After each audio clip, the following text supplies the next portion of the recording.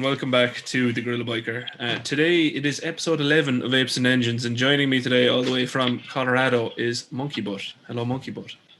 Hello. Hello, thank you for having me. This is awesome. Not at all, not at all. It's funny because I've had a list for people I want onto the podcast or want to try to get onto the podcast. Like, it's as long as my arm. And you were one of the first names I ever wrote down. And I just kept on going, like, oh, no, I'll ask him now when the time suits between time zones. And then people kept coming available in, like, more local time zones. So I just kept forgetting to ask you. So you fell by the way. Correctly, I think I kind of invited myself in a drunken rage. I don't think so. Did you? No. I'll have to go. I don't remember. I want to say I saw like your first podcast and I was like, wow, this is super cool. I have to be on one of these. you're like, yeah, okay, cool. We'll make it happen. So I think I actually already had you down on my list before then, believe it or not. So, oh, really? Yeah. Oh, cool. All right. So your channel, you published your second video because you actually have episode 1 hidden. Nicely played, sir. Nicely played. So, but I'm taken from your episode 2. Your channel is 3 years old. Yeah. So yeah, we'll get to why episode 1 is missing now. That's sneaky. Did you know I was going to go back and look? I did, only because I'd watched your other podcasts. Maybe not all of them, but I watched a number of them. So I know you do quite a bit of history on the channels. Just a little. Yeah. But so what you have displayed, and if you've deleted any, it does change. But you have 207 videos at the moment, which is a lot. I know how much goes into that, and 274,000 views total, or minimum, because if you unlist videos, they that goes away, and nearly 2,000 subscribers. You're getting there. So yeah. That's a lot all around. Those are big numbers. I didn't think I had that many videos. I was kind of surprised. Yeah. Yeah, no, it's a lot. Yeah, it's a lot. So, do you want to give your a quick channel introduction? Oh, geez, the channel introduction. I don't know what would be a good channel introduction. So, like you, man, I'm all about motorcycles. I've been all about two wheels my whole life. So. That's what you're going to see on my channel: motocross and street bikes, mostly crotch rockets. But good choice. Yeah, I love them. I've had a fascination with racing since I was quite young, and so crotch rockets is kind of the natural choice for me. I grew up watching Scott Russell and Carl Fogarty battle out in World Superbike, and so yeah.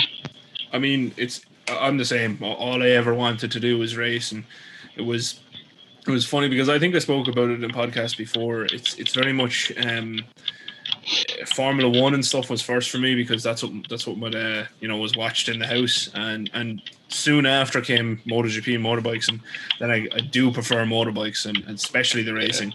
But all I ever wanted to be was a racer, and then I started to grow, and I was looking up stats and stuff, and I was like, I'm getting too tall. And then I started to get big, and I was like, no, I'm too big and too tall. I was like, all right, well, I better do something else in my life. Right. But your videos are actually similar to mine. You get weird up and down views, which is, oh my gosh, I do. Which is weird. Yeah, it's crazy. You're even worse than me in some cases, which is it's crazy how it happens. But we'll get to that later. First, I want to talk about bikes.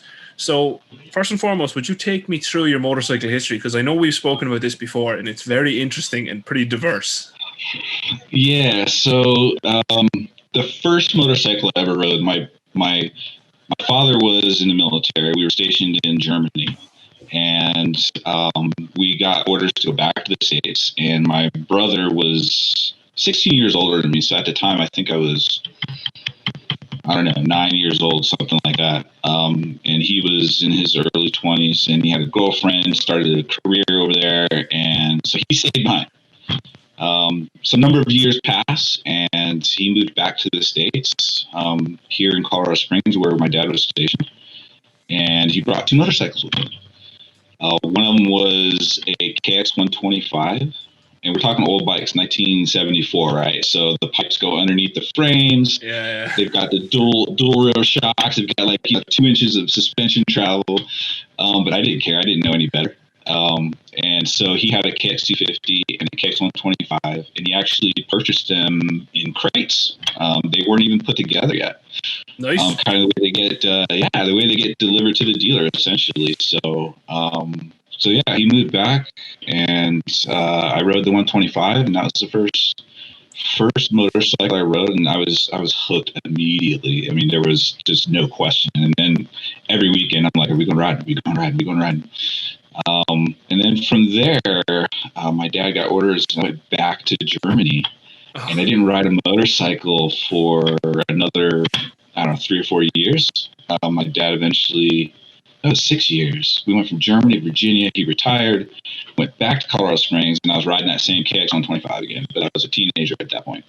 And then I ventured into street bikes. I bought a 250 Ninja, my first street bike. I was bagging groceries, and that's how I earned the money. What color was it? It was white. It was white. I was really hoping to be that fluorescent green. Oh wait, no, I got something here. It was. I purchased it white, and oh man, I've got a really old picture. Oh gosh, here it is. So this is me. I think I was 18. Nice. So I painted it green, as you can see. It was all white. So yeah, that was probably like the last thing I did to it. Eventually, I traded that in for a GSX-R 600, the same one that I still have today. I loved that bike because it was my first like big bike, if you will. Yeah. And it was, it was a GSX-R. It was a full-on race bike. And man, when I got that thing, I just had this stupid grin on my face for like days. It just wouldn't go away. Understandable. I rode that for a couple years, and then I went road racing. Some things happened with traffic tickets in court, and I was like, if I don't get on a racetrack, this is going to end bad for me. So I went and got my racing license. I road raced for a couple of years, moved to Arizona, and bought a CR500. That was an awesome bike.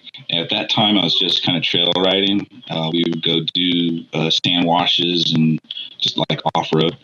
I hadn't gotten into motocross so much yet as far as like riding tracks. Yeah. So from there, I picked up a Honda CR250 from a guy who was AMA Pro. And he lived in the same city, and he was getting new bikes pretty much every year. And he was pretty serious into racing, and so he was always selling bikes. So I bought one of his CR250 race bikes and found a track that was close to home and started riding tracks. Then from there, started getting into motocross. Bought a KX250 after that. Had a KX450. Got into the 4-stroke thing. Got a Suzuki RMZ 450 after that. Still racing motocross pretty religiously. And then I started to get kind of burned out on the 450s because they're so much more expensive. Yeah.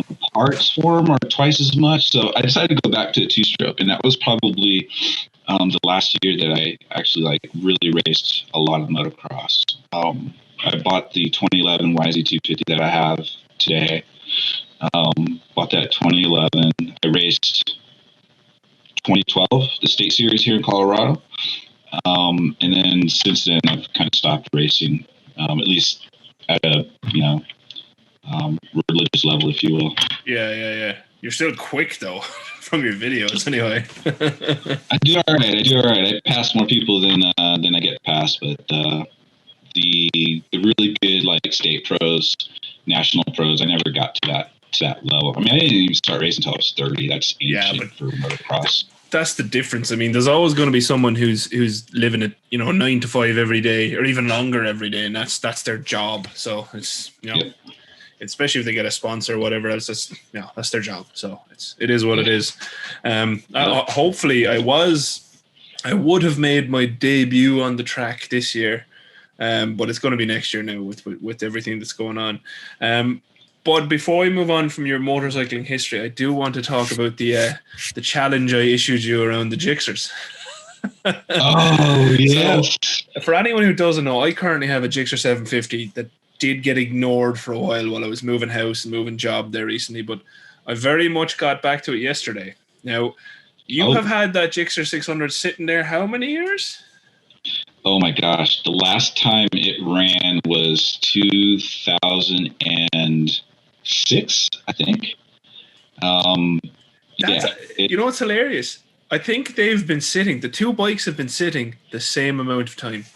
Because I was asking my uncle today, actually, he was out here today, how long has that bike been, sitting in a shed? And he looked at the tax and he was like, about 6 months before that, which would put it at 14 years ago. Wow. So the Gixxers, not only is the challenge now been issued to see who gets their Gixxer back in the road, they've been sitting the same amount of time. And let me tell you, by the way, I put automatic fluid into the cylinders and I finally got the engine spinning today off the back wheels. I was like, whew, it's not frozen. Ooh, yeah. Nice. Because I don't know. I'm scared to try and see if it spins, but we'll see. I don't know. Just the challenge is put automatic transmission oil in there for a couple of days, leave it sit. It'll probably spin after that stuff. That stuff just sinks into everything.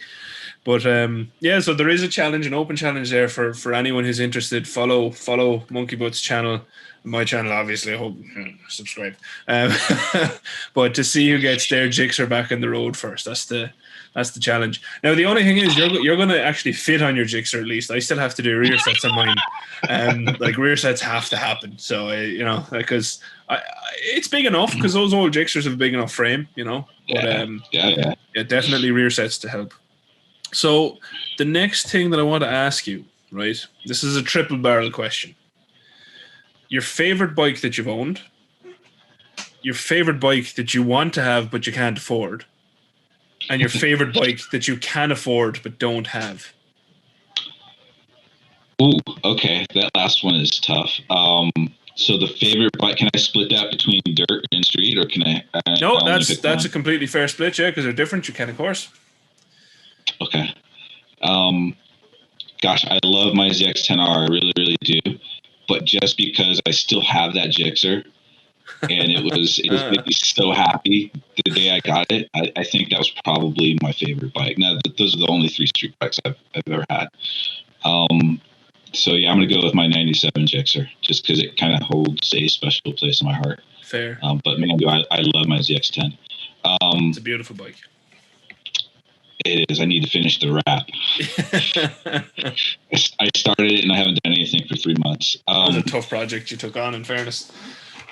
Yeah, it's definitely been a learning process. But as far as dirt bikes, I'd say the YZ250 that I have now, I absolutely love that thing. The suspension on the Yamaha's motocross bikes, they figured something out that is just special. I don't know if you followed it at all, but in the motocross world, there was this big push for air suspension. Last 3 or 4 years, right. Maybe 5 years. KTM's been doing it the longest. They've had it longer than that, but the Japanese manufacturers kind of followed KTM and went the way of the air suspension because it saves weight. Really is a big deal. 450s are quite a bit heavier. But Yamaha never did. Yamaha stayed the course because they knew their suspension was that good. And I think that's probably my favorite thing about that bike. It's confident, inspiring. It never does anything weird to doubt what the bike's going to do. It's just solid. It's funny you say that because I was recently thinking about the mods I've done to my bikes and stuff, and I heavily put different parts into all of my bikes. Definitely my favorite thing, and it might have to be my number one go-to from now on, is suspension. The suspension upgrades I did on the Magna transformed that bike, and anyone who's ridden it since are like, wow, this feels like nearly like a sports bike. It's not, it's too heavy to be a sports bike, but it's just so pointy. And it's not on my channel yet, but I actually already have bought and installed the new rear shock for the CBF, and it's just completely different. Like before, when I went into a corner, the back, because it was kind of soft, would wallow, so I was getting right to the edge of the tire on the back. and I wasn't using my full front tire because it just wasn't, you were nearly like kind of down on the back, but still quite up on the front. But now they're being used equally. And now I'm definitely going to have to upgrade the springs on the front of the CBF as well. Like, it's just going to have to happen. But no, 100% I understand what you mean about good suspension it's the difference. It just makes a bike handle, and it's so much more fun. Yep, exactly. So that's good answers. Sorry, go on. Go ahead. I was going to say, I think in motocross, confidence in your bike is a huge deal. It's because it's such a mental sport. Well, I think anything, and if you're going fast, whether it's racing or not, maybe illegally on roads or whatever, I think confidence is a huge thing, because as soon as you go into a corner and you're not 100% committed, that's when you try brake and in the middle of the corner and you get squirrely and you get nervous, and that's when you get the fright. If you go in there and you're committed and you're good, you're good. You're fine. Yeah, that's exactly right. That's part one. So the favorite bike that you can't afford but you want. That's a tough one, because I think the V4R is you're right. There's so many, but I'd say like right now today the V4R is probably the bike that I want that I can't afford. Good answer. I think the V4 Street Fighter would actually be my one. So that's and actually that might even be a better choice, I think, because I think it'd be easier to work on for those of us that like to work on our own bikes.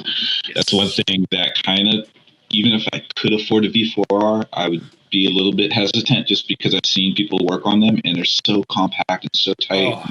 Did you see I don't know. Chase on two wheels doing his wreck bike rebuild on the Ducati? I did not. Did he do one on a V4? Was it a V4? No, it was a Panigale. But I love Ducatis. They just look stunning and they sound great. And I think anyone who really loves sports bikes, they want to own a Ducati someday. You know what I mean? It's just something in the back of your head. You're like, oh, I want to own one. But absolutely, watching them work on that Panigale was like, it scared me a little, because it's every single second thing is a special tool and a special this. Everything I work on. And I actually own 4 bikes now. There's a surprise coming, so I won't give it away. There's a surprise coming. So the phaser is gone. The phaser has been replaced. So wow, nice. Yeah, you'll see. It's nothing special. Okay. It's not a new bike or anything like that. It's definitely another project, but you'll see. I won't spoil it. But like I have one toolbox that I bought a long time ago that I use to work on every car that I work on, every van that I work on, and every bike that I work on. And it's a standard metric set of tools, and that does everything. But as soon as you get something like a Ducati, you're spending a lot of money just on tools. Is what I would look at it like, Yeah. That does make me nervous. I would think you get invested too. Like, you never want to have to buy another bike because you've built up all these special tools and the bike so well. I have that problem with my Yamaha. Like, if I was going to get another bike, I have, half a dozen different special tools that there's for that bike. Yeah. A couple of them are kind of universal, but it's like, I know that bike inside and out. I could probably throw the manual away. I'd be okay. I don't think for that type of bike, for that application, it wouldn't make sense to change it anyway. Because once you're comfortable with it and you're not racing competitively, say, why would you change it? You have fun on it. Yeah, exactly. That's kind of where I'm at. So did I answer the second question before? Yeah, you did. You did, or the Street Fighter, one of those two. But it'd be a Ducati anyway. So that's a exactly. Answer. And then the favorite bike that you can afford but you don't have. Favorite bike that I can't afford. It's kind of funny. I'm going to pick the Panigale V2. I think I could. I know I could afford that right now, but I don't have it. Don't ask me why. So is it possibly farewell to the ZX-10? No, I don't think so. No, I don't think so. There's an uncertainty there, though. It's a small one. I had so much fun on that California ride that I kind of like, I'm set on that bike being like my main bike. If I got a Panigale V2, it couldn't have done that trip. No, I don't think so. I've ridden Peter's bike. You've seen the 2 videos I have on that bike. I've ridden it a couple times now. I don't think I could have made that trip on that bike. I don't think the rear subframe would hold up to the weight you had on the ZX-10. That's just Kawasaki. Yeah. No, Kawasaki's are strong. Yes. I don't think like Ducati are made to be as light and nimble and fragile as possible. It's just how they're built. Yeah, they're very high. I don't think it would have taken that tail because you had that loaded up. I am so impressed with that ZX-10. So impressed. That bag was big. It was, and it was full. Yeah. Well, they make 2 bags, and I went with the cheaper one, and because I'm cheap, which is probably the answer why I don't have that Panigale V2. But their cheaper version, it doesn't have any kind of like structure to it. It's kind of like a duffel bag, and if you don't pack it full, it doesn't like hold its shape very well. Okay. So that was part of the reason. The other part of the reason was I just wanted to be prepared. I'd rather bring everything and not need it than not bring something and need it. Mm-hmm. So that's kind of where my mentality was with that. But yeah, it was packed pretty full. Fair. And I'd be interested to see if you ever did get a Panigale V2, how far you could go with it. That'd be interesting. Yeah, that would be. I do really like, though. I will say I love that Ducati have done that bike and brought it in as kind of a lower price point for someone who does. And as well, I think it's a much more usable bike than the V4. I agree. The V4, those V4s are very highly strung, Yeah, absolutely. The Panigale V2 was lovely to ride, but I think I totally agree with you that like the subframe wouldn't hold that big ass tailbag I had, and the heat from the exhaust is definitely an issue. Yeah. I wouldn't ride that thing for very far, I don't think. Probably a couple of hours in any one direction would be the max. So if you ever did get one, you'd probably still have the ZX-10. Exactly. That's kind of where I'm at. It's like that bike just does anything I want it to do. But you could bring a Panigale V2 on the track, save the ZX-10 for the road. Yes, this is true. It could happen. It could happen. If my wife sees this, she's not going to like you.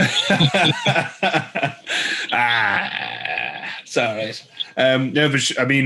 I'm spending far too much money rebuilding a Gixxer that's been sitting for 14 years so I can bring it to a track. So I understand, and my leathers are over there. I spent lots of money on my leathers, so that's, yeah. Anyway, we'll move on from there. So we had a conversation recently about, living places, because you were saying, be careful, grass is always greener, etc. And obviously you have moved around quite a bit. But you are in America, so why did you settle in America? Is there any one particular reason, or, is it to do with bikes? I would say that mostly family. In particular, why I came back to Colorado Springs is my parents live here. One of my brothers lives here. So the motocross is good here. At the time I moved back here, I wasn't riding street bikes. I had bought my ZX-10. My GSX-R had been sitting for a few years already because I was just so consumed with motocross that was all I did. I was riding 2 or 3 times a week. If I wasn't riding during the week, I was prepping for a race, and then I was at the races all weekend. So the jigs are just out there. So the riding here in Colorado is really good. There's a lot of competition. There's a lot of tracks. Even though we can have a pretty cold winter, we do get lots of sun here. So you can ride all year round. Yeah. Even if you don't like it cold. Something that I thought was crazy was like if it snows here, right? Ireland as a country does not deal with snow well. Kind of as soon as some snow gets on the road, they just close the country down. It's bad. It's kind of embarrassing, but anyway, right?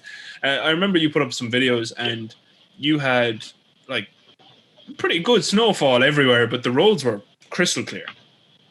Yeah, so like a typical, it's not normal for Colorado to be like frozen for many days or weeks on end. It's not like there's some states up north. I've talked to a few people at work and whatnot that have either been stationed farther up north or lived up north, and they're like, once winter comes, they're just in winter until spring, and that's just the way it is.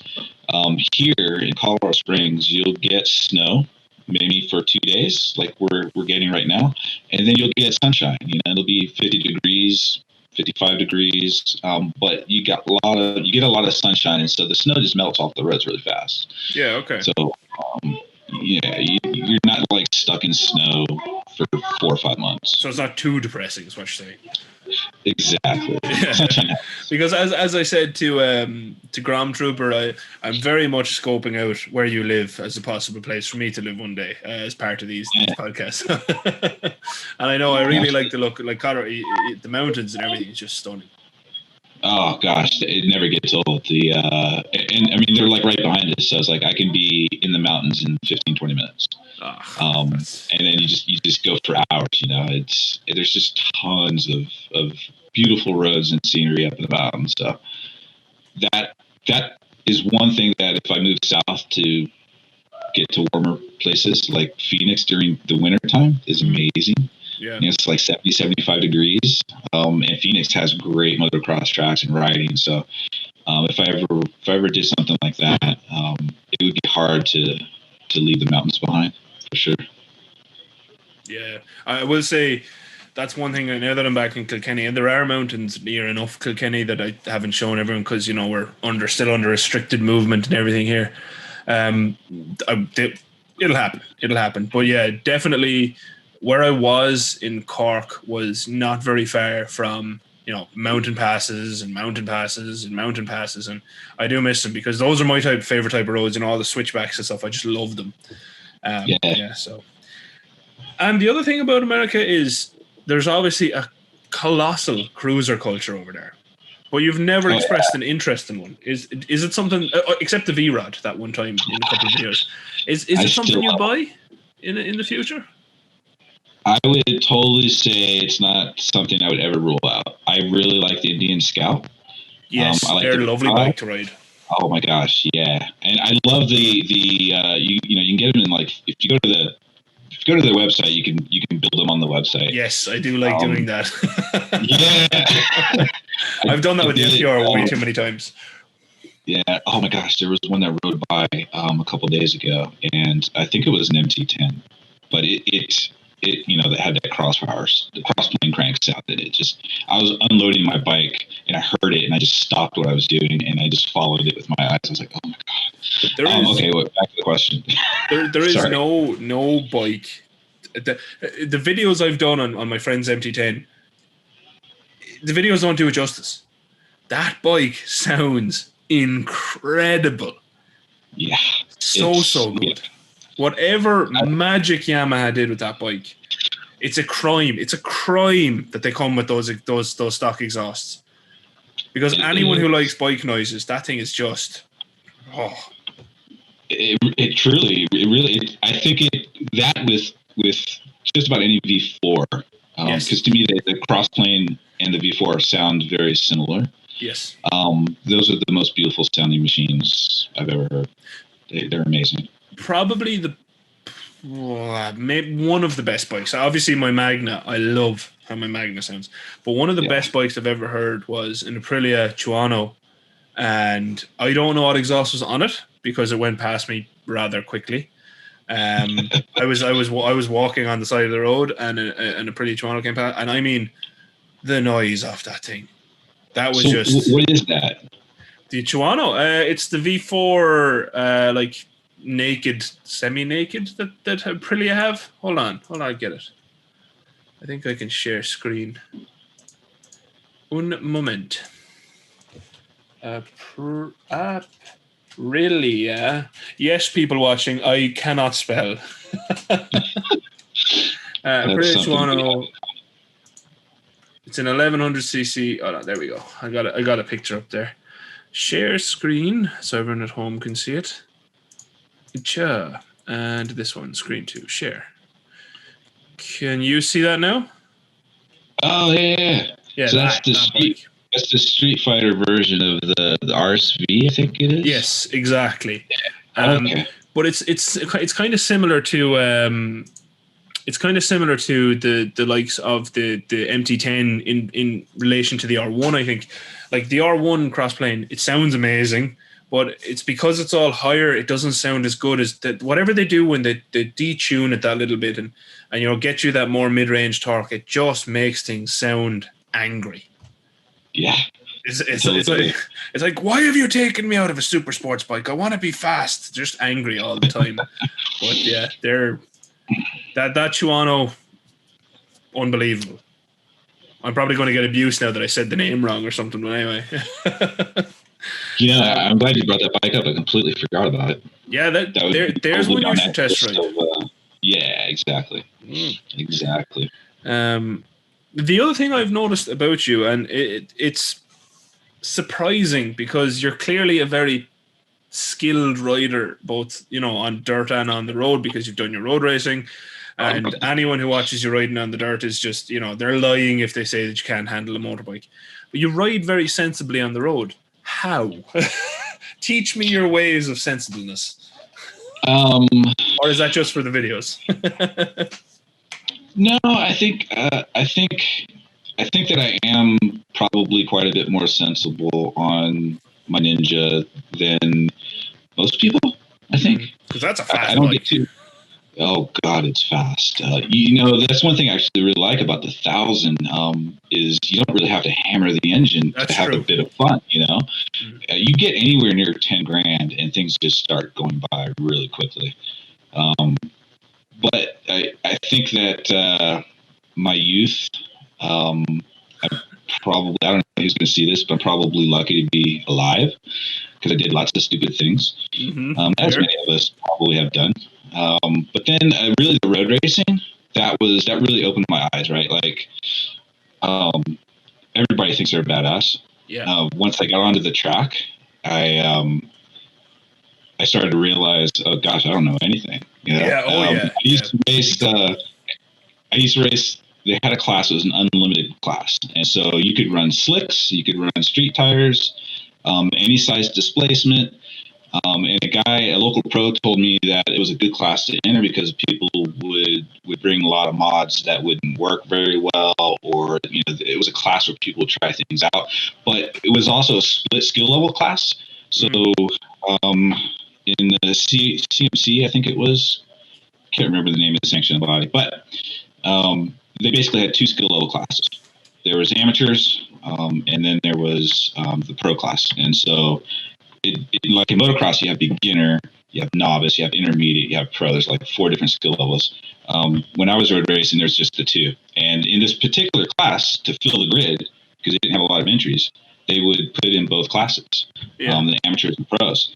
And they would stagger the start, and the pros would go first. But it was a great chance to be on the track with somebody way more experienced than you. And I remember they had this carousel turn, and you just kind of leaned over to the right for what seems like forever. And I was going through there one time in this unlimited class, and I thought, man, I'm feeling good. I'm hauling. And this pro just comes right around the outside of me. And I was like, wow, I guess you can go faster here. But I think all of those experiences kind of helped me mature a little bit. So now that I'm closer to 50 than I am 40, it's just easier to, having that experience and those memories and those lessons, it's easier to be like, you know, I've got nothing to prove. I have nothing to prove to you by being a badass on the street. Well, that's the other thing. I know it's not exactly the same over there because your roads are like huge. They're so wide. You have so much space. Yeah. But it's what I try to tell people here who ask me for advice, starting off and all I ever say is go slow enough to give yourself a chance, because the amount of times I've come around the corner and there's like here, you know, you get lots of dirt on the road around the corner, there's stones, there's, you know, everything. And it's that, because if you're hauling ass on the road and you come around the corner and you see something in front of you and you're leaned over, what are you going to do? Absolutely nothing. You're gonna crash. You're gonna crash. You know, you can try straighten the bike up and brake, scrub off as much speed as possible, but you're still going. You know, you're going into a ditch. Like, so it's gonna happen. No, you're absolutely right. And it's something that 2 things actually. First of all, you're completely right on not having to strangle 1000cc. Ever since I got the CBF, I've noticed that, and even when I was editing the raw sound videos, because I've done one on the Magna, I've done one on the CBF, and I've done one on the Phaser. And the CBF, I'm almost like I know I have the, you know, my phone cases accidentally in the front of my speedometer, so no one knows how fast I'm going accidentally. But I know how fast I was going, and I'm like, this sounds so calm, because the road was wet, so I was short shifting, and I was like, this bike is still moving. But if you compare that to the Magna, because the Magna, you're just lashing through the gears, you're going 8,000 revs, 8,000 revs, 8,000 revs, and like for the Magna, that is loud, and it sounds like it's doing lots of work. Whereas the CBF was probably going twice the speed and just was like. Whereas then the Phaser, in fairness, that 4-cylinder 600cc engine that they took from the R6, it sounds better than the R6, but it sounds really good for what is a fairly budget bike. It's a great sounding bike. That does sound wonderful. And I forget my second point. Oh, I do. I remember. So with the history of racing, also, actually, just reverse one sec. What age are you? How old am I? Yeah. I'm 46. You do not look 46. Thank you, sir. I'm not just saying that, but you don't. Because when you said that I'm closer to 50 than 40, I was like, nah, he's just joking. I mean, I guarantee you, when I'm like 34, I'll look older than you are now. I'll be like, oh, that poor fella, he's had a hard life. I'm like, I'm 34. I'm not. I'm only 28, but I know I look a lot older. I'll just put this hair back down. There you go. It's not. Oh no, it's pretty bad. You just gained a few years right there. Yeah, yeah, I know. I'm going pretty bald pretty quick. But with your history of racing and actually, oh yeah, that's the other thing. So road racing in America is done on a track, yeah. Yes. Have you ever seen road racing over here? Now that you bring it up, I remember the conversation. I think you and I were chatting about it. It's possible on the video or something. But yeah, road racing over there is something completely different. I would say the only thing, I've never seen it in real life, but I have watched the Isle of Man TT, which I just think is just utter insanity. Complete nutcases. Yeah. Oh my gosh, the risks that those guys are taking, it's amazing that they can just pin it like they do. You know what's crazy, right? And it's I was listening to Peter Hickman, who is insanely fast on the TT, the Isle of Man TT. He's so fast. But I was listening to him speak recently, and the last TT that he won, 2019, he was saying that in one section, which was the scary section, it's up over the hill, a lot of people crashed there. It's a really, really dangerous stretch. And he was saying, no, I knew if I needed to, I could pull 5 seconds a lap more out of there. And I mean, like, what? So he's actually in such control, because in my mind, if I was hurtling around a track like that, I'd be like, okay, I'm just barely hanging on. This guy, who is one of the fastest anyway ever, he's going around and he's like, yeah, I could go faster here, I'm just taking it easy. Like, what? 5 seconds is not like a small amount. 5 seconds is a lot. Yeah, especially you're going 180. Their average lap speeds, over the whole lap, are like 136 miles an hour. Average. How many miles is a lap on that course? Oh, it's something crazy. I'll actually check, because I don't know off the top of my head, but we better check. Isle of Man TT course length. There you go. It is 37.73 miles. No way. Yeah. Oh my god. And they're averaging 130. Oh Jesus. I could only average 130 if I was going on a straight line. Yeah, and hold on, fastest lap, because I know when I tell you this. So yeah, lap record, Peter Hickman. So he did 37 miles in 16 minutes and 42 seconds at an average speed of 135.45 miles an hour, which for everyone else, that is 217.9 kilometers an hour, which is insane. Mind-boggling. It's insane. I could never do what those guys do, ever. I would love to do a lap of the Isle of Man TT at my own pace one day, but I could not do that speed. No way. Oh, absolutely not. And then obviously on the so yeah, back to my original point. We got a bit cornered by the road racing. So you have how many years on the track road racing? 2.5 years. It wasn't very long. So I had all the intention. So I moved from Virginia. I was road racing in Virginia. Moved to Arizona. Before that, I had a really bad crash, and I had all the intentions of continuing to road race in Arizona. It took about 6 months before I got to a place where I could do some repairs on the bike from the crash. But before that happened, a coworker rolled up to work one day with the ACR 500 in his pickup truck. And that was the end of that. And that was the end of that. I suddenly remembered how much fun motocross was, and so that's what ended my road racing fascinations. Fair enough. And then jumping straight on to the motocross, because my question was actually about injuries, so you brought it up already yourself. I know you spoke about it in a video before, I believe with your dad, about injuries in motocross. You had one bad one. So how many injuries have you had in motocross and road racing, and which was the worst? In road racing, I didn't really have, I had crashes. I didn't have any really bad injuries. I bruised my tailbone really bad one time, and it was hard to sit for a while, but I didn't break any bones. And there was no long-lasting effects from that. Motocross is a different story. And you tend to crash more with motocross, but a lot of times it's little tip overs, and you just get back up and you go. And I've had plenty of those. But as far as injuries, motocross is really hard on your shoulders. It's really hard on your knees. I've torn the MCL ligament, the meniscus ligaments, and MCL in my left knee, meniscus in both knees. The doctors told me I stretched my ACLs, which is good because ACLs don't heal. So if you do more than stretch them, you need to get an operation. Surgery. Yeah, exactly.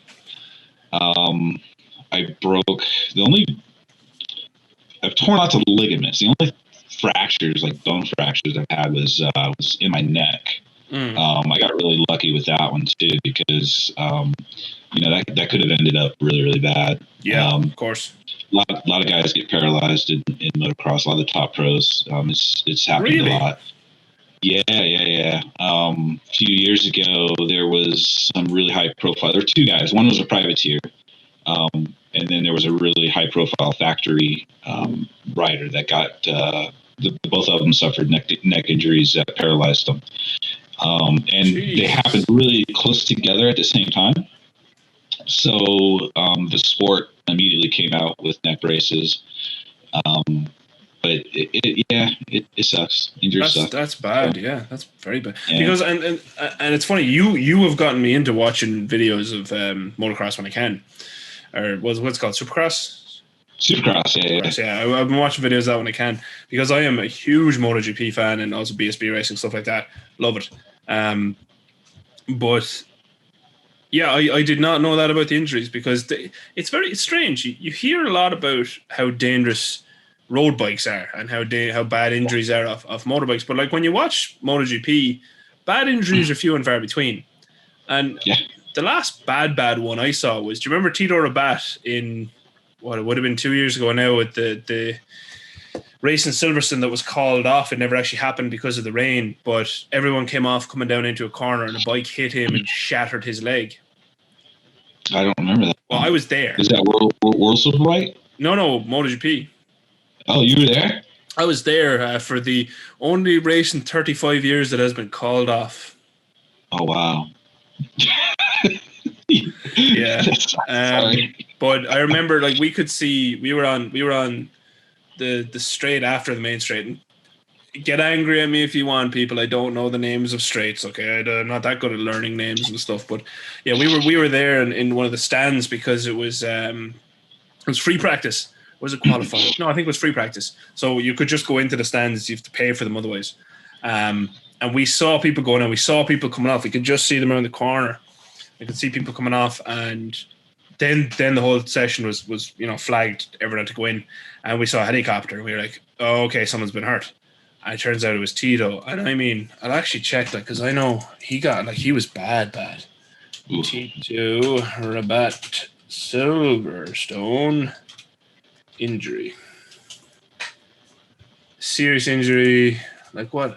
Yeah, it was heavy rain. It was called off. They didn't actually give an update on his injury, but I know it was bad. It was his leg. So you hear about, anyway, the point is you hear about injuries in road racing a lot, but you don't hear about motocross. Like, it's not really publicized anywhere, which is strange because I've ridden dirt bikes in the past. I told you that before, like when I was much younger. I haven't ridden them in, it's more than 10 years now. Yeah, it's a long, long time. And like you said, you fall off a lot. But even when I was, when you're young, you fall off and you bounce up. You don't really notice, minor things. But yeah, I suppose if you land on your head going very fast, especially those guys in Supercross are jumping crazy distances, and they're so quick. And there's no tolerance for over jumping or under jumping. There's just this really small window of I need to land here. Yeah. If I don't, I land in the face of another jump, or I come up short, and it's just neither case ends up well. So yeah. But I've separated both of my shoulders, the AC joint. I did that on this one. And I've actually torn my MCL on my left knee 3 times. Oh, really? Ouch. One of those times was walking.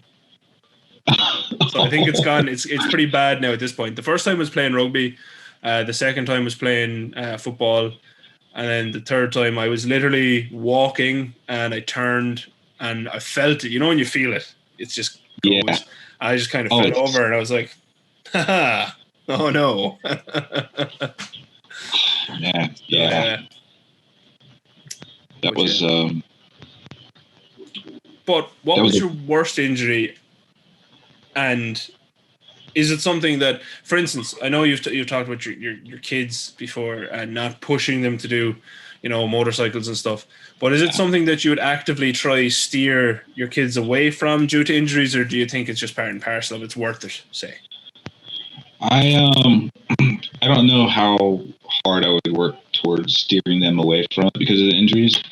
I would probably kind of gently nudge them to staying away from the competitive side. Not that you can't get injuries from the non-competitive nature of it, but because one of my shoulder injuries was just out trail riding. It wasn't motorbike racing.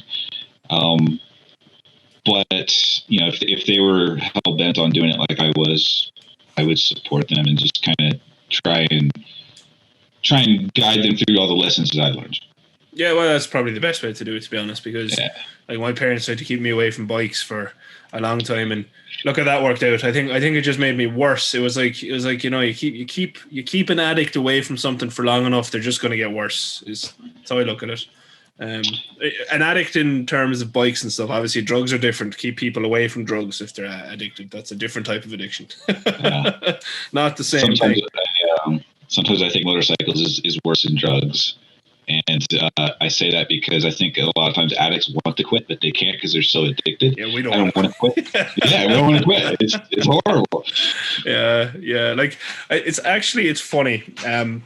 I've had people ask me before. It's like, hey, what do you do as a job? Like, how do you afford all these bikes and all these mods and stuff? It's like, you don't understand.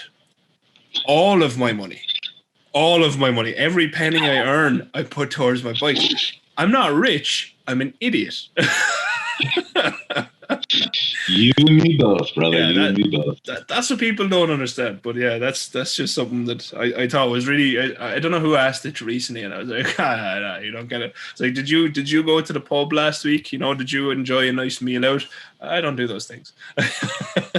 Exactly. The next thing I want to talk about, and we touched on it earlier, is tours. And now, obviously, you did a phenomenal tour recently, and I anyone who's watching this who are listening to this who has never followed Monkey Butt or his channel, honestly, and you have a playlist made of it, I think I saw that on your channel. I did. Yes. Yep. Go check out his tour to California. It is unreal, and it's a great advertisement, to be honest. I would love to do that. I genuinely, I think it'd be awesome. Maybe with someone, because I'd probably just get lost and die. starvation or something. But yeah, it looked unbelievable. It was amazing. I lived off of Google Maps almost the entire time. I didn't go anywhere without Google Maps, and I didn't have a whole Bluetooth set up with my my helmet, so I relied on kind of like looking at it every, do I need to turn yet? Do I need to get off here? And so that didn't work out so well a couple of times, and I had to make U-turns or realize I was in the wrong area at some point in the future. So, but I had never done anything close to that before, so it was. That was your first big one. The longest. Yeah. I had forgot about a video I did in 2018. I rode out to Kansas. I think it was probably 5 or 6 hours in one direction. And it was to meet up with Walterific. And he rode to Colorado Springs from where he was living in Kansas at the time. But other than that one ride, the longest ride I'd ever really done was about 2 hours, 2.5 hours. There's a place up in the mountains called Breckenridge. It's another ski resort. There's a whole bunch of them. You've been there, I think, on videos, yeah. Yeah. I know. So that's one of my favorites. Yeah. So I know that's from your videos. Yeah. So, but it was absolutely amazing, just like not knowing where you were and having people come up to you at the gas station with the big ass tail bag on the crotch rocket. Like, what are you doing? You got the wrong bike for this. I mean, I had probably, yeah, exactly.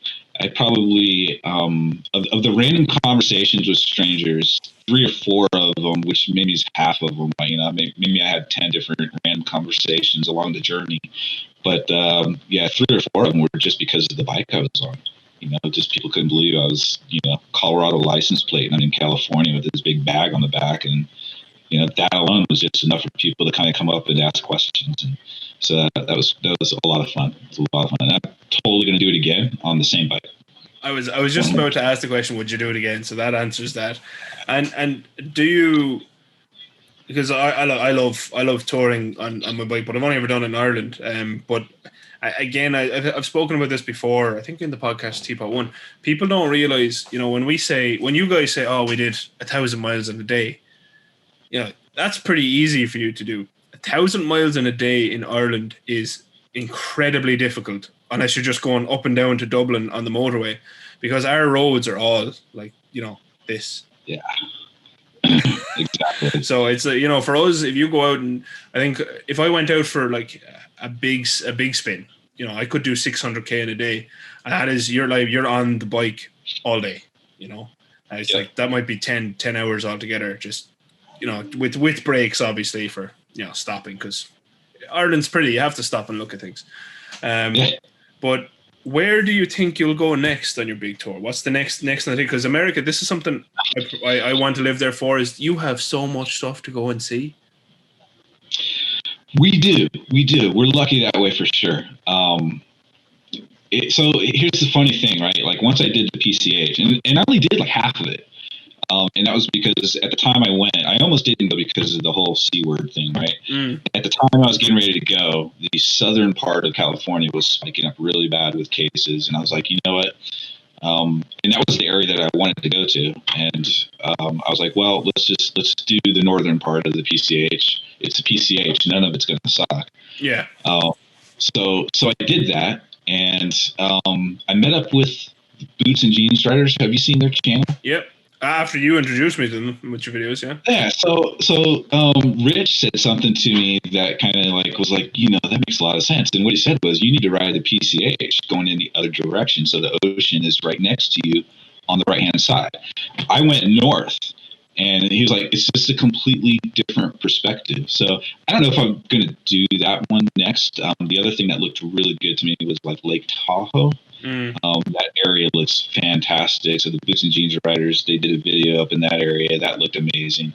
But the other things that kind of seem enticing to me is like Oregon and maybe even all the way up to Washington State. But that would be a longer ride. But it's not like I've been to every state, but I've been to a lot of states, being a military brat. And those are 2 states I've never been to. So, and they look amazing in pictures. So you definitely have to visit them then. Yeah. If you haven't been, then you have to go. Yeah, yeah. And on your tour, you met up with Graham Trooper as well, yeah, for some food. I did. That was super cool. Yeah, So that was really yeah, cool. yeah. He's a cool dude. And that's something else as well as part of the tours, and it's something that I've already noticed. I was supposed to be flying to America tomorrow for work, and Yeah. I was supposed to be in North Carolina for a week, and then in Tampa in Florida for a week. That's all called off now because of the C word. Yeah. But it's funny because as soon as I mentioned in the video, I mean, like, I had 20 people message me saying, like, I have a bike here if you want to take it for a spin. And definitely the person I have to shout out most, and I don't know, does he watch podcasts? I know he watches some of my videos, but Ronnie FND of Shade Tree Surgeons Discord, he messaged me and he said, if you're coming over here to Tampa, you can take my Road King and you can use it for however long here. And he has one of the coolest bikes I've ever seen. It is an ex-police Harley-Davidson Road King, and it is awesome. He has big apes on it. That bike is badass. And honestly, that's what I'm most upset about. Like, I wanted to go anyway because, you know, the work stuff I was actually going to be doing over there looked really interesting. It was, you know, training stuff. So it was interesting. But that was the thing I was most excited about, was getting to possibly ride Ronnie's bike. So maybe next time. But that's what I was saying about the tours with the channel. You get to know so many people. Like, if you were to say, oh, I'm going to go to this state, I guarantee you there's people there who would be like, oh yeah, I want to meet up with Monkey Butt. I think that's probably one of the best things about our community. Definitely. And it traverses genres of motorcycles. It traverses genres of, you know, it's almost like everybody kind of forgets, you know, politics and religion and all those ugly things when it's just motorcycles, and everybody's just kind of, it just doesn't matter what you're riding, you know. I think that's one of the greatest things about the motorcycles and the motorcycle community is just, you know, seeing a crotch rocket roll down the interstate with some gold wings. I mean, you don't see that. It's you do not. It's cool. Yeah. So, oh man, splitting the lanes in California was amazing. I don't get America sometimes. Why not? Can we actually just pause and take, you know, we need to take a second to talk about that. It makes no sense. Not at all. Why does a motorcycle that can filter to the top of a queue, why do you have to wait in traffic? Is it just because whoever makes your laws are bitter car drivers? It doesn't make sense. You are so much safer going between the cars.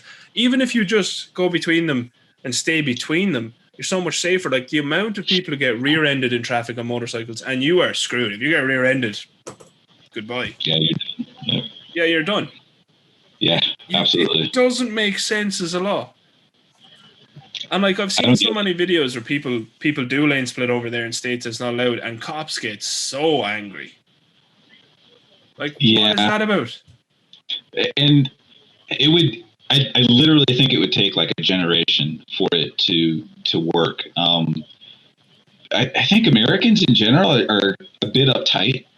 I'm not really sure if that's the right word, but just if tomorrow they made it a law here in Colorado, I guarantee you there'd be road rage incidents. You know, people would just lose it, you know, and that's why I say I think it would take a generation. When I went to California, we were splitting.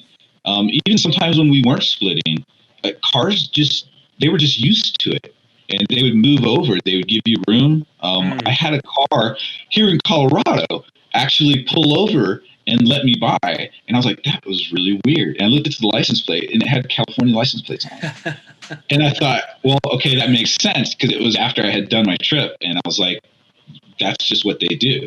And I was very thankful because we were going up a mountain pass, and it was nice and twisty, and they were going way too slow.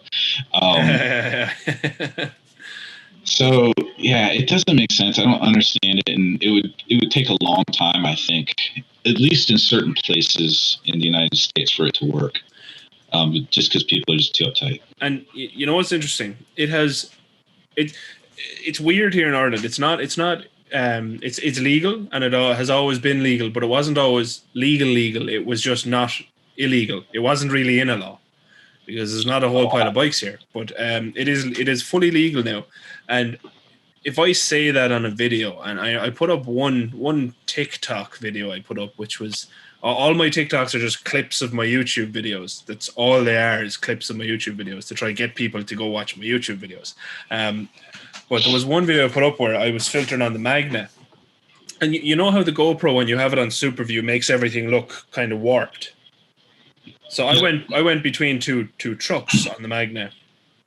And like a good few cars, and it looked tight, but that was literally my daily commute to work. I used to have to filter through that traffic every day, and that blew up on TikTok. It has like over 100,000 views and it is primarily because people were so angry. Irish people were so angry that I was filtering, and I was like, how do this many people not know that this is not only legal but safer for me, and that they should probably just be looking out for me and do what Californians do, move over a bit. Because some people do. It's 50-50. Some people do move over. Some people look out for bikers. And then the other 50% are just raving lunatics who are just angry at you for being able to skip traffic. Exactly. And here, at least in this city, in Colorado Springs, it would be probably 80 to 90%.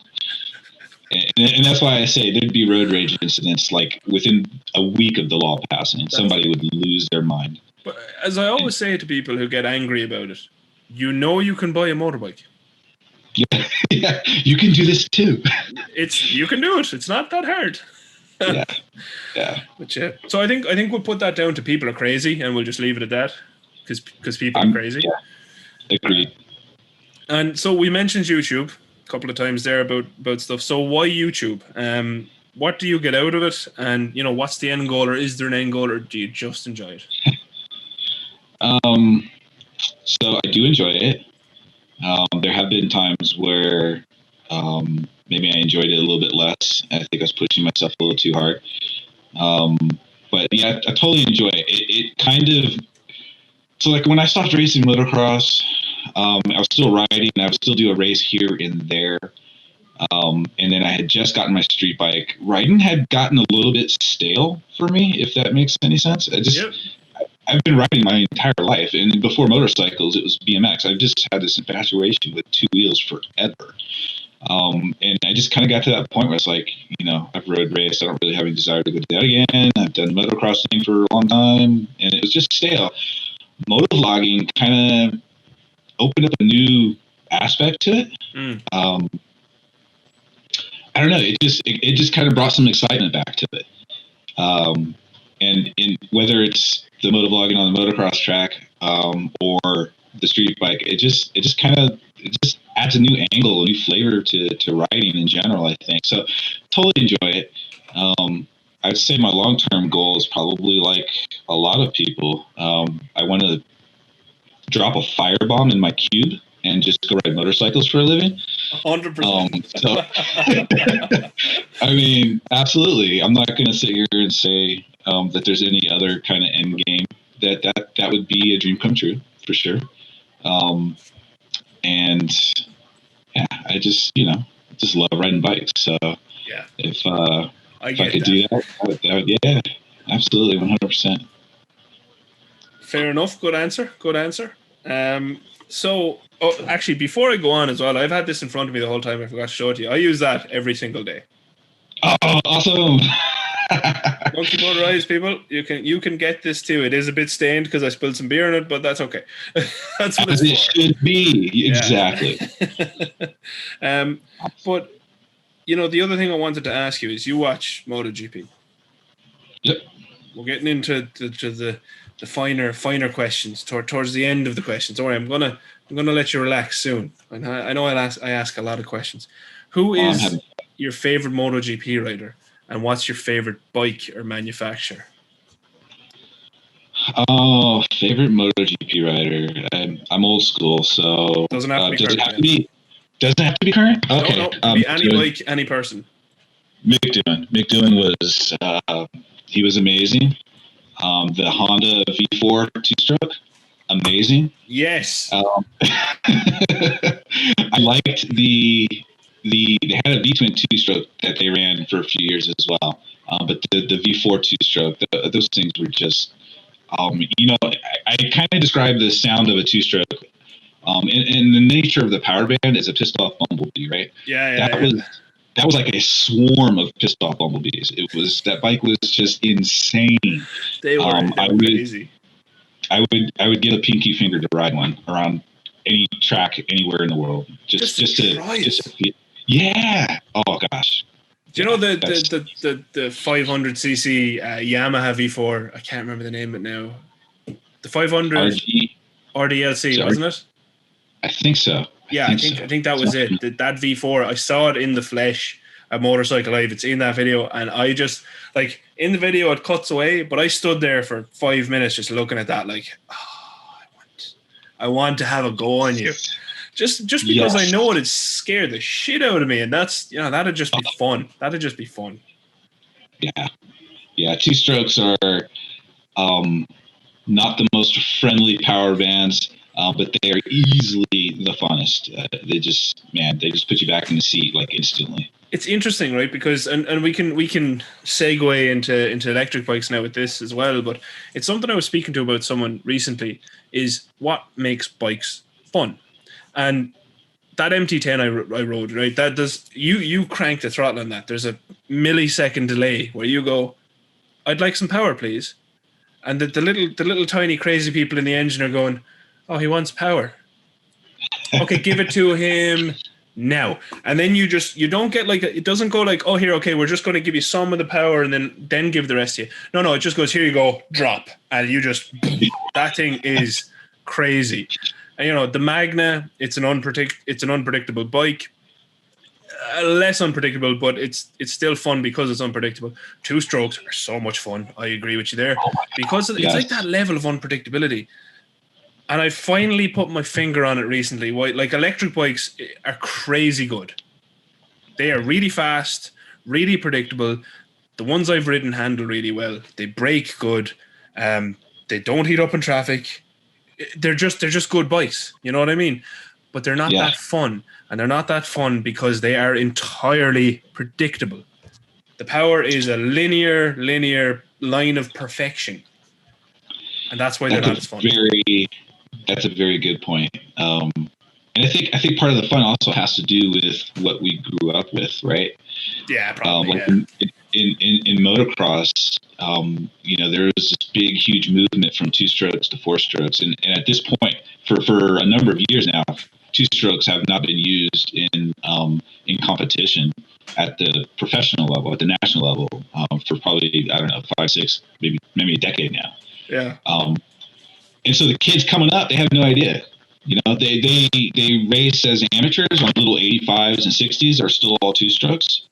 But once they get on the big bikes, they're all four strokes now, and they really don't have the appreciation for the air madness. Just laying over in the rut, dropping the clutch and grabbing a handful, and that bike just shoots out of the corner like it's the end of the world behind you. It's absolutely infectious. You just don't get that with four strokes. Four strokes are boring. They're overpriced and boring. And it's going to be interesting to see in 40 years, or even 30 years. It's probably going to be 30 years, to be honest, that, combustion bikes probably won't be here. And it's going to be really interesting to see, like the likes of me, I'll be sitting there in my chair going, you don't get it. Those aren't fun. And people be like, what are you talking about? This bike, it does 0 to 60 in 2.5 seconds. And I will never fall off of it because the computer doesn't let me. And it's like, nah, you don't get it. My Magna that sometimes tries to kill me is the best bike ever. And that's the main thing. Absolutely. That was very well described. That was perfect, because I think you're absolutely 100% right, man. It's the gun to your head. It's that gun to your head that you never know if you're going to go after. Like, this is fun. I'm having fun. Are you having fun? Good. I'm glad you're still having fun. Don't kill me, please. It's fun. Exactly. I go back and forth with the electronics. I think in some degree they're taking it a little too far. The fact that sometimes, yeah, like I was watching the video of Jonathan Ray's 2017, I think it was either 2016 or 2017, his championship winning bike that year. They've got the electronics so dialed that when he leans the bike over, it goes from an inline four to an inline twin. It cuts two cylinders off. right? And then as the bike stands back up, and they've got the 5-axis, I mean now it's probably 10-axis for all I know. When that bike realizes it's standing back up on the top of the tire, it kicks back, the other 2 cylinders kick back in, and the test rider, fairly more skilled than I ever was road racing, he's like, oh, so the plan here is you just pin it, you just open it up and let the computer modulate everything for you, and of course that's way easier said than done. You really have to trust the electronics. Entirely, yeah, and I just feel like they're taking it too far. I like the power controls on my bike. I got a low, medium, high. I've got like a low, medium, high setting for traction control. I find those useful. If it's raining out, I'll turn up the traction control and I'll turn the power down. That's great. I don't want the bike to do everything for me. I just don't, and I never will. That's it's like paddle shifters in a car. Give me my clutch. Give me the stick in between the seats and a clutch. I want to feel the transmission engage when I let the clutch out. Yeah. The experience is just being stolen from us in a lot of different ways, and I wish they'd just strike a better balance. Well, you see, that's it. Like as long as there's still options there for enthusiasts, I'm okay with it. Like whatever advances you want to make, and I said it in the video recently about the future motorcycles. I think I called that one. I'm not sure, but I am okay. All technological advances, and I think the people who I kind of point to for this a lot. Did you hear of Damon Motorcycles, company out of Canada? I have not. Look them up. Hold on. I'll get up a picture and show you, because these guys deserve attention. They're really good, but they have like Damon. So many things. Like they have, like in cars that you get that new cars now, you get the little light on the side mirror when a car is coming alongside you and stuff, and those are all great. that stuff. So they have this, and like they do not have mirrors. They have a camera. This one. They have a camera, and there's a little screen that shows you, behind you and stuff, and like crazy levels of traction. And this is a fully electric bike, a very, very fast one. It's a good looking machine. It is a very good looking machine. Like look at that, very good looking. Oh yeah. But I'm okay with all of these technological advances. They're fine, but as long as I can still have the thing without all of the assist, and as long as it isn't regulated in that I have to use something like this, because I don't want that. Yeah, I agree. Yeah, it's kind of, look, it's probably going to go that way. And the thing about it is, and it's like people get upset with me when I say this because they think I'm, turning to electric bikes. I have 3 now 4, but again, the 4th one's a secret. People don't know about that yet. So if you listen to the podcast, you get a surprise hint that I have a 4th bike. Like my newest bike is the CBF. That doesn't have traction control. The most technological thing that has is ABS. And it's a fantastic bike. It is so well put together. Honda build incredible bikes. I admit that. But the power is perfectly smooth. It's beautiful. I have far more fun on the Magna. And the Magna is way slower. And I guarantee you when I have that Gixxer running, I'm going to have more fun on that carbureted Gixxer. Do you know what I mean? So as long as we still have the option to have all that fun, I'm okay with it. But yeah, electric bikes are fantastic. That's the problem. I need to ride one. I've never ridden one. They actually have one for motocross too. It competed in a. So you've seen Supercross now. You've seen all like the rhythm jumps. So they've got this annual event it's like a Supercross track, but it's like a drag strip. It's straight. So just imagine all of those obstacles, but just like in a drag strip, right? And so they get 2 guys and they race side by side, going through the whoops and jumps and all that kind of stuff. That sounds insane. I like it. It's really, really cool. But they had an electric bike compete, and it did really, really well. But I keep going back to this experience. There was a time many years ago where I was racing remote control cars. Yeah. And I raced both nitro and electrics. I started with the electrics, and I just imagined, if the race went too long, your battery would eventually start to kind of fade, and that triple jump, you couldn't make it anymore. You start to come up short because you couldn't carry the speed. And so I'm just thinking, man, if I'm out there on the motocross track with an electric bike, what's going to happen when the battery starts to fade a little bit and I'm not getting as much power and I can't clear that big tabletop or that big, whatever the obstacle is? What's that experience going to be like? Do they put a little light on there to tell you, okay, you're only at 80% power now, and then in your head you're like, okay, I need to double that triple instead of triple the triple because I don't have the power to get over it? Or you just pull off and you're like, I'm done, I'm going to go charge. I don't know. That's the hard part for me to get over is the range. We've talked about this before, I think, in video comments. The lack of practical ability with the electric bikes. Like, I couldn't do that Breckenridge ride on any electric motorcycle I've seen so far. No, you couldn't. No, not without charging. Yeah. No. Right. So it's like, why? It's just that if they could get over that hump, if they could get over the physics of being able to produce more power than they use, I think I could see myself, especially on the one that you just showed me. That thing looks really, really good. Yeah. I could ride that. Yeah. Yeah. And as long as, like you said, they let you tune the electronics, I think I'd ride it for sure. I would advise you to get your ass on a zero if you can and just test ride it because, like I said, this is the thing. This is the thing that hurts me. They are really, really, really good. Yeah. And I don't like saying it because I'd love to be the person. I've ridden 2 zeros on video and I've ridden 2 other zeros just when I was up in Franklin. I didn't do videos on them because I knew I only had them for 15 minutes, so there was no value for me doing them because I'm a weirdo and I only do long videos. Everyone gives out to me about it, but anyway, no, they're incredible bikes, and I really wanted, when I test rode the first one, I really wanted to be able to walk away and go, nah, it's terrible. But I walked away and I went, all right, it's completely changed my mind. That bike is really good. It's just a good bike.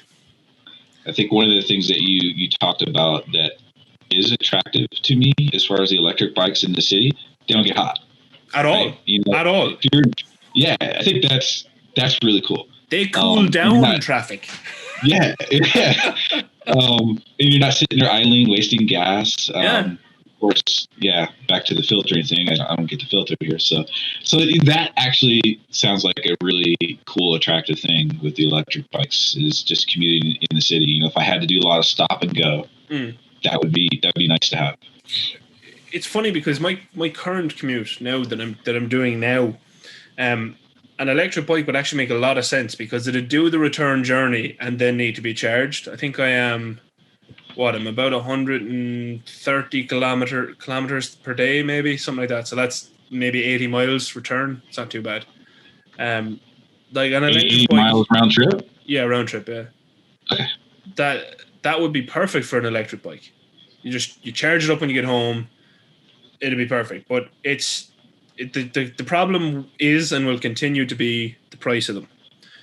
As long as they stay as expensive as they are, I won't be able to buy one for commuting. And unfortunately, that is all it would be good for me for is commuting because, if I go off on a spin at the weekends, I'm one of those people who do long rides. I actually, ride for distance. So it wouldn't be any good for me for that.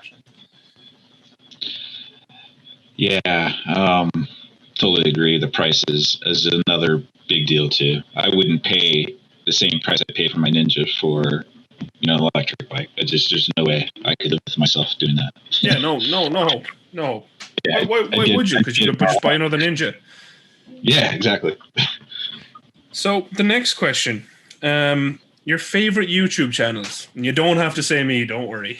I won't be insulted. Channels. What I've noticed lately is I watch the big YouTubers a lot less, and I think part of it is just meeting all the moto bloggers in the community and supporting a lot of the channels. I've kind of got to the point where some of them I enjoy watching more than some of the big ones that I used to watch. Like, I still watch Subdelinquent from time to time, but I watch them a lot less than I used to. I would say though that the big YouTubers, I think Itchy Boots is one of my favorites. Itchy Boots is fantastic. Yeah, Definitely. she is amazing. Second? The video series, yeah. I'll check you out. Yeah, I Nice. got 3 of them, 2 for me and 1 for Toaster. Awesome. So, That is so cool. They're really good as well. Yeah, nice. Yeah, so she's definitely one of the, like, if I'm going to watch a big YouTuber, she's usually at the top of my list. And she is a big YouTuber now. Yeah. Crazy. Well, you know, because we all do YouTube, I pay a lot more attention to, well, at least the public metrics on their channels. The one thing I've noticed about her channel is she's got, I think she's just over 500,000 subs right now. Yeah, it's just she's growing so fast. I know. But if you look at like the number of views that she gets on her videos, she gets, and I would love to see her analytics, but she's getting somewhere around 100,000 plus on like recent uploads, not videos that have been around for years, but recent uploads. So another big YouTuber I still watch is not very often, at least not as often as I used to, is Walterific. Mm-hmm. And he's got like 2.5 million subs. Yeah. And if you go through his recent uploads, you'd be hard pressed to find one that had 100,000. Chasing Twins is the same. Yeah, and it's crazy. It is. It's totally crazy. I don't understand it. I would love to see the analytics behind their channels to see like how much of their view hours, the number of views are like from subs, how many are from non-subs, viewer retention. I'd love to see like retention on Itchy Boots videos. I gotta think her retention is super high. Definitely, her videos are brilliant. Yeah, her drone footage is amazing. She had a very recent video, maybe not the most recent, like one video old. She was riding across a bridge, and I saw that drone. Yeah, I couldn't believe how high the drone was, and how well. I don't know what drone. I need to find out what kind of drone she has. It's just amazing how high and how well it followed her. Yeah, I was just kind of blown away. Yeah, and of course she's always in some epic scenery. Always, she never stops. It's incredible. Yeah. Yeah. I mean, anyone who says, who puts the most effort into the video, she has to be someone who puts the most effort in because she's constantly moving. That's not easy. Yeah. That's not easy. Like, it is not easy at all. When I went to California, I thought for sure I'll get 1 or 2 videos from the trip out before I make it back home. I was totally wrong. By the time I got that day's footage off the SD cards and downloaded to my laptop, I was done. I was done. I was like, I never even started editing the first video until I got home. So I can't imagine.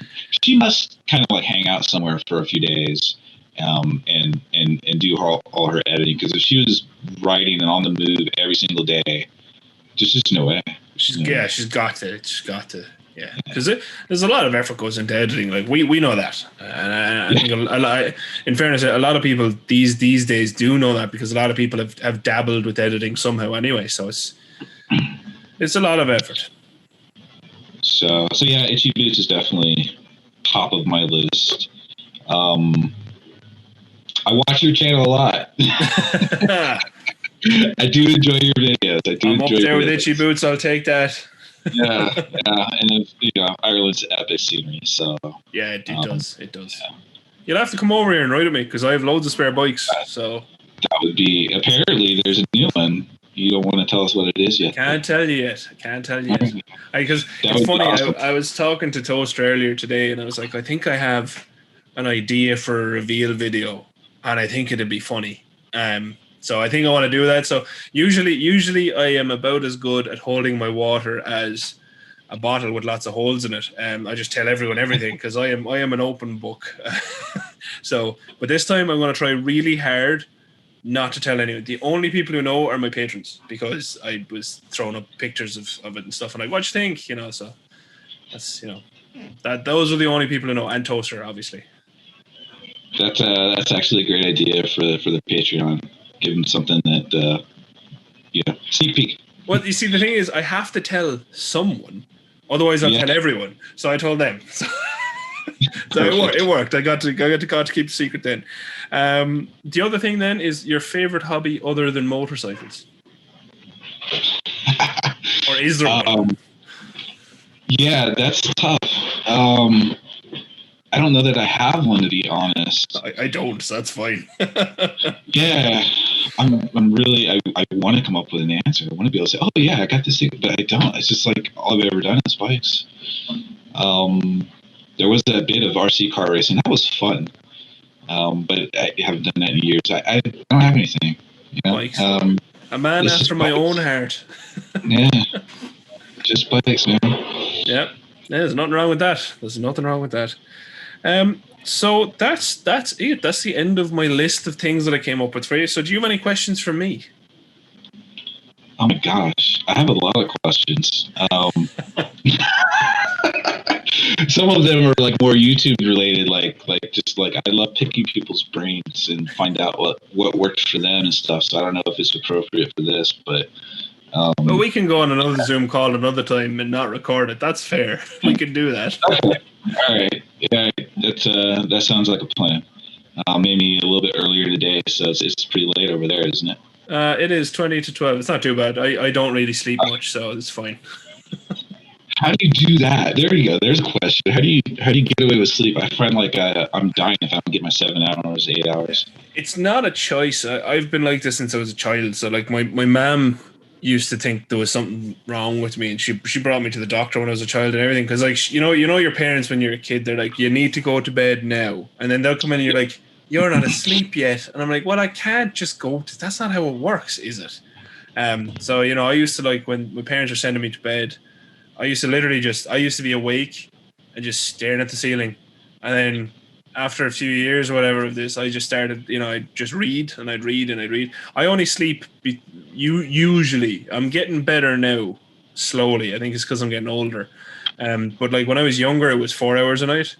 Then now it's kind of like 5.5. Like I wake up and I might be awake for an hour in the night or something. So I'll sleep for a grand total of 5 hours, but I'll be in bed for maybe 6, you know. So it's not a choice. It's just I don't know why it happens. Apparently, it's very bad for you. So how so? I would think like you get so much more done. You know.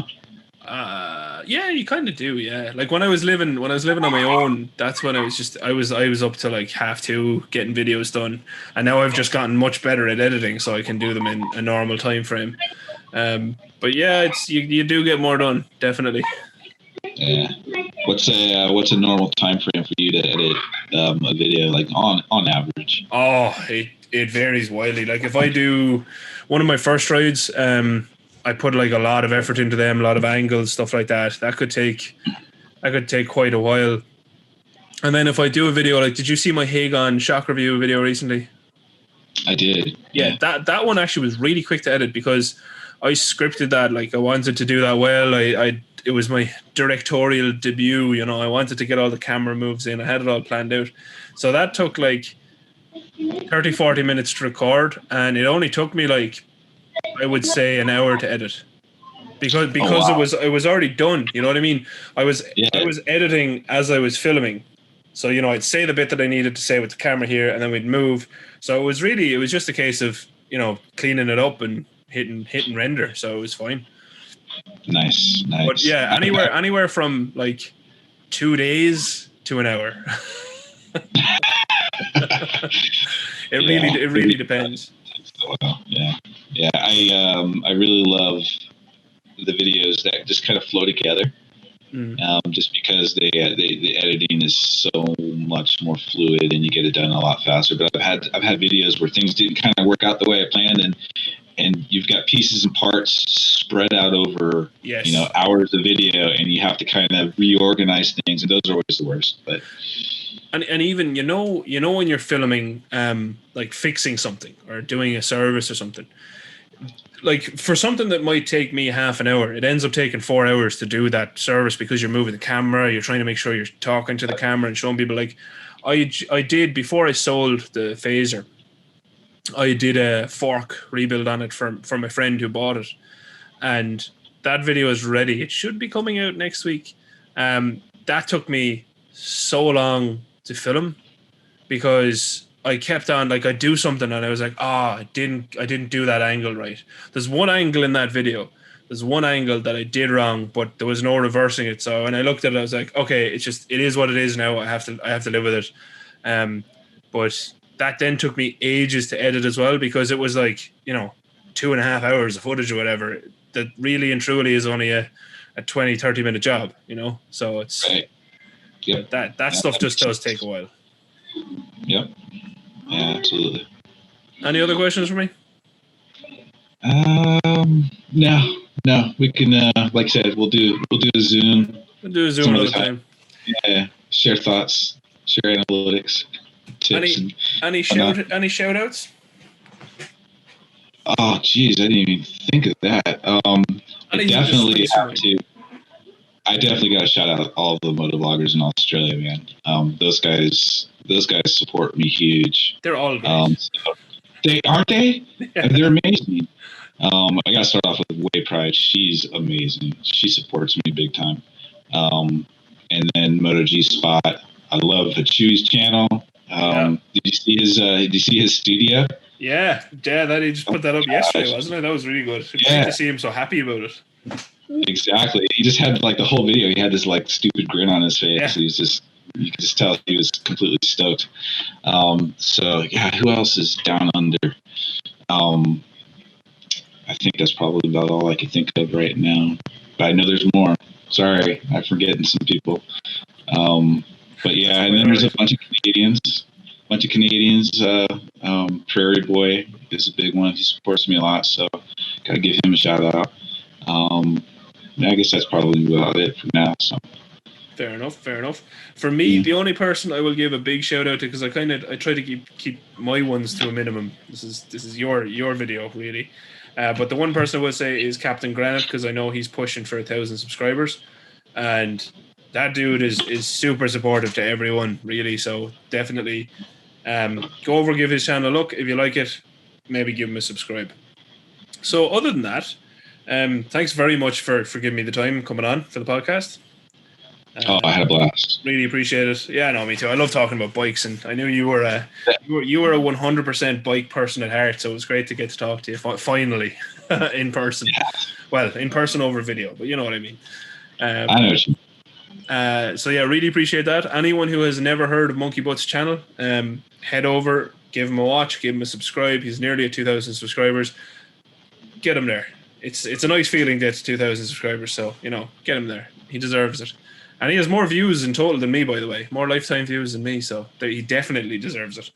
But yeah, no, really appreciate you coming on, and we must do this again sometime. If you ever think of anything that you'd like to do another podcast on, give me a shout. I will go on your channel, or you can come back on this one. It's no problem. Cool. So if you've all watched, thank you very much for watching. As always, a very special thank you to all of my patrons. You get to hear the secret stuff, like which bike I've bought that I'm actually going to tell you. As soon as we stop recording, I'll tell you. You get to know because you've been on the podcast. I'll tell you the secret. But yeah, you're all legends, and I do appreciate the support. So thank you very much. And until next time, thanks again, everyone. Adios. Now, outro crew. You get to ask the outro crew a question. I get to ask the outro crew a question. Yeah. Anything you want. Anything I want. That's not putting me on the spot at all. Let's see. What is your favorite GorillaBiker video? Ooh, that's a good question. That is a good question. I'm not going to tell you which one is mine yet. I'm going to have to think about that one. But I will let you know. But yeah, I think that's my question for the outro crew. Your favorite GorillaBiker video. Very good. And my question for the outro crew is: what should he buy the Ducati Panigale V2? All right. Thanks very much. Bye. See ya.